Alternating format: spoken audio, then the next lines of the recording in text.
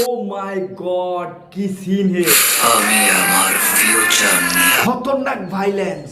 আমি শুধু একটা জিনিসই ভাবি।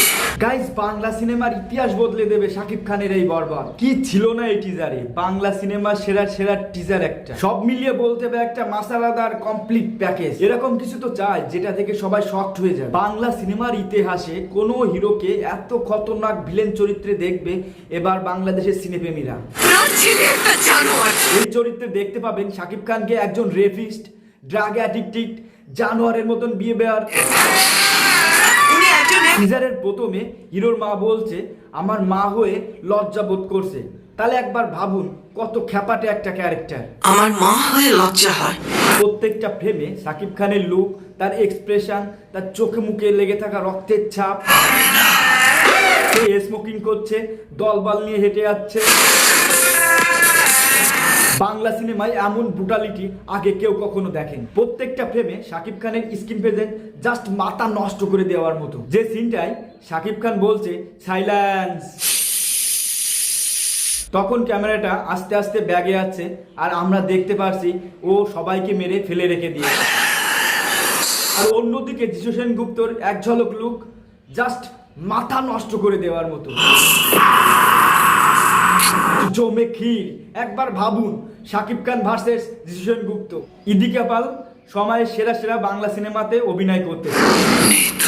প্রথমে শাকিব খানের সাথে প্রিয়তমায় তার একটা কেমিস্ট্রি, রোমান্স দর্শক খুব উপভোগ করছে। তারপর ওপার বাংলার দেবের সাথে খাদানে জাস্ট তছনাছ করে দিয়েছে। তারপরে আবার ব্যাক করছে আমাদের বরবাদ করতে শাকিব খানের সাথে জুটি বাঁধবে। ইদুকে না পেলে আমি পুরো পৃথিবী বরবাদ করে দেব। শাকিব খানের এই সংলাপের মাধ্যমে আমরা বুঝতে পারি কি যে তার গার্লফ্রেন্ডের জন্য পুরো পৃথিবী সে এক করতে পারে, তার জন্য সে সব কিছু করতে রাজি। রোমাঞ্চের পাশাপাশি ভয়াবহ একটা অ্যাকশন দেখতে পাবো এই বরবাদ সিনেমায়, তা একবারটি ভাবুন। সম্ভবত মিশা সওদাগরের বড়লোকের ছেলে হচ্ছে শাকিব খান। তার এক সংলাপে বলতে শোনা গেল এই বয়সে এই অবস্থা, বড় হলে কি যে হবে।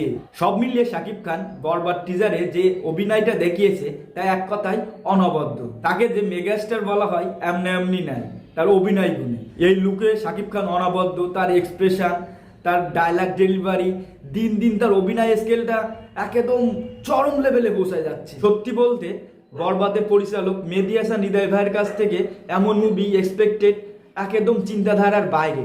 ভাবুন একজন নাটক নির্মাতা ওই এ ধরনের মুভি, ভাই এটা তার কাছ থেকে আনএক্সপেক্টেড ছিল।